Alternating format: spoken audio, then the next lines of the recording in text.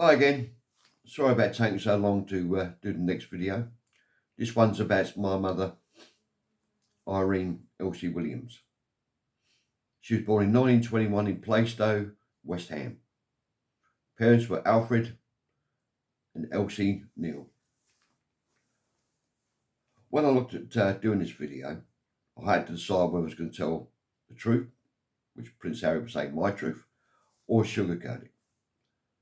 So I've decided to tell the truth. My mother was never maternal. She should never have had children, to be quite honest.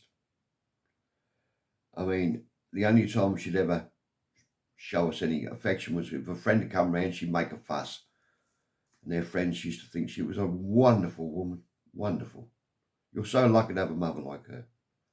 But she wasn't like that in real life. And I blame my father and grandfather for that. My father for trying to appease my grandfather, and my grandfather for spoiling her. And I truly think that all the baggage myself and my other two brothers carried over the years, which because of the lack of love by her. Now, when she was 14 years old, she got tuberculosis, so they had to remove her lung.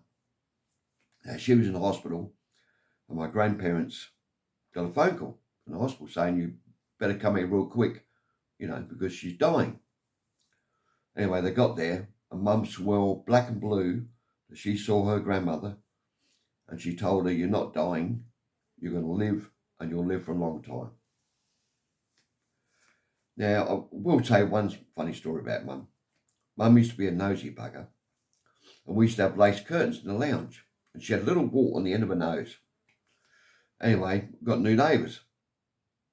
So Mum went to the curtains and looked through them and everything else. And next minute, the woman next door looked across where Mum was. So Mum pulled back real quick. The whole curtains came down and they were hanging off her nose. Now, that's funny, I must admit. And my mum was a real party girl.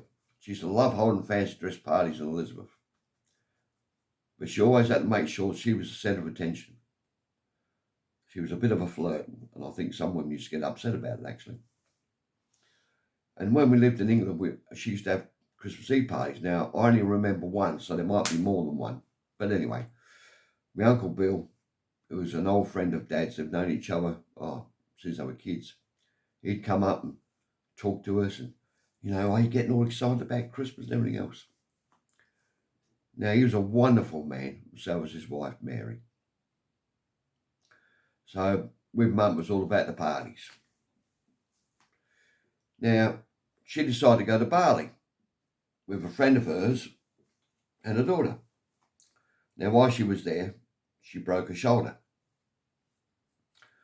And the hospital would release her. So one of us had to go to Bali together, and which was me because the other two brothers didn't have passports. So anyway, when I got there, I paid the hospital bill. Actually, my mum paid for the hospital bill, not me, because she had money in the bank. Because the insurance company wouldn't cover her because they said she had a heart condition. Don't ask me why we wouldn't cover for a shoulder. But anyway, I went to get her released. And they said, you'll have to take a nurse back to Australia with you. I thought, what for? We won't release the list to take one back here. So I said, okay. Anyway, a day later, they said, no, we decided you've got to take a doctor with you. I said, well, how much is it going to cost? $3,000. Well, they wouldn't release her without it. Anyway, I went and seen the Foreign Office, and they took me to the airport. Wonderful people. Anyone who ever complains about them, totally wrong. They were wonderful. Anyway, got the airlines, went to Qantas, said about bringing Mum back. They said, no, they wouldn't do it. So I had to go to Garuda Airlines. Anyway, the foreign officer who was with me was speaking to the Indonesian in Indonesian. He said, you'll have to pay $350. I said, what's that for? He said, I'm sorry. He said, but it's a kickback. God, that's terrible, isn't it?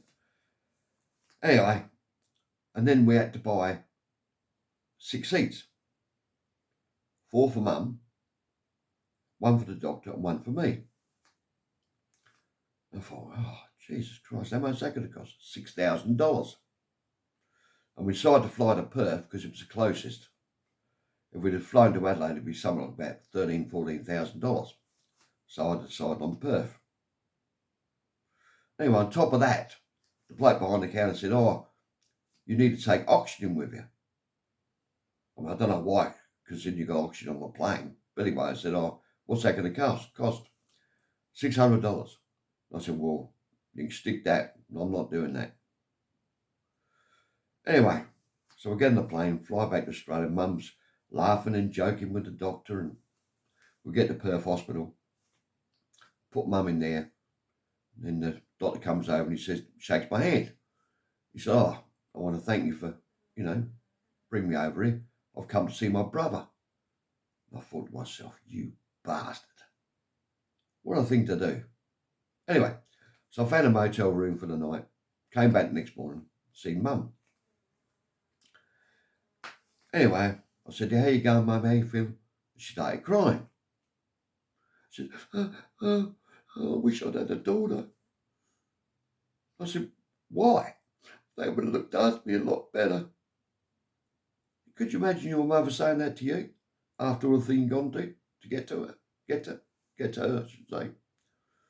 I mean, I lost 2 contracts, thousands of dollars, and that's how well she appreciated me. Now, I moved her from Adelaide to Mount Gambier. So I took a couple of my blokes with me. I had 2 utes, I think, with a trailer. We get there, and Mum's sitting there fagging away like she always did. Her nickname was actually Queen Reenie. They had her friends there and all laughing and joking. And as I started putting stuff to trailer, I don't want to put that in there. No, that doesn't go there. That's got to be here. But, blah, blah, blah. So instead of taking an hour or 2 hours, it took us hours and hours to do it.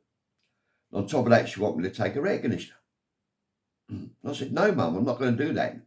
I have to replaster the wall, brick up the wall. And the friends were raving. And I said, look, I'm not doing it, no matter what.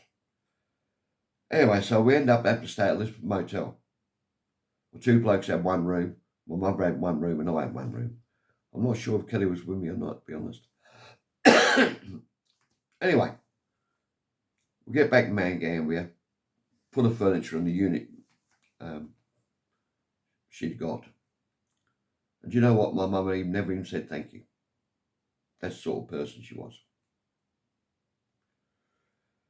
Then on top of that, my mother remarried a bloke by the name of George Williams, which is a coincidence, of course. So she never had to change her name.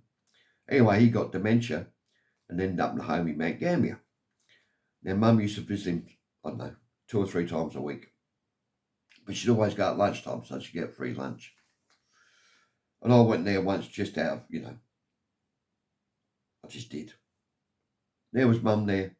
Never spoke to George once. Spoke to everyone else, the nurses and other residents. I thought, God, that's lovely, isn't it? Now, Mum, when she was in the old folks' home, we'd go and visit her once a week, and then the other 2 boys would go and visit her too, of course. But we used to have for lunch every 2 weeks. Anyway, this one lunch, we had her there, and my brother Chris was there too. And anyway, the dog jumped up, and my mum used to have very thin skin, a bit of a bleeder. So the dog jumped up, never meant to hurt her, now, just excited. So we had to bandage it. From that time on, she was in an irritable mood. Anyway, so to make it a bit lighter, I said, oh, remember when we were kids, we used to do this and we used to do that? She said, yeah, I never liked you. I thought, well, are you joking, Mum? She said, I still don't, never will. Could you imagine your mother saying that to you and how it affect you? So I never spoke to her for many months. And anyway, she got the flu or pneumonia or something and ended up in hospital. She was dying. So I felt obligated to go and see her. Not because of her, because my father. And that's why we used to do a lot of stuff for her. I respected my father and loved him. Anyway, she passed away in hospital. And not bad though. She reached 96 years of age, 1 lung. smoked 40 cigarettes for most of her life until she was well into her 80s. And on top of that, at the funeral, there was me, my brothers, I'm not sure, yeah, their kids as well, I think. Some of their kids anyway. And so overall, there would have been about 20 people there. So it shows how much she really was loved. Now, for my joke for the day. Are you ready? This old bloke's dying in hospital. And we'll call him Trevor. Trevor's dying in hospital. And he had a son and a daughter. One John and one Jane, and a wife Lucy. Anyway, he decides he wants to do his last will and testament. So they bring in a tape. And the wife and 2 kids standing there and a couple of nurses. Anyway, he said, I want to leave all my properties to my son John on the east end of Mount Gambier. And I want to leave all my properties to my daughter, South Gambier. And I want to leave the rest to my wife, Lucy. Anyway, at that time he passes away. Anyway, the nurse says to him, "Whoa, your husband must have worked really, really hard." Anyway, the wife said, "The bastard used to deliver papers." I actually got that one from YouTube, by the way. I cheated. I pinched it. Anyway, that's the end of my video. God bless you all. I love everybody. I'm sad it's such a sad story, but I'm sure this has happened to a lot of other people. So, God bless. Bye.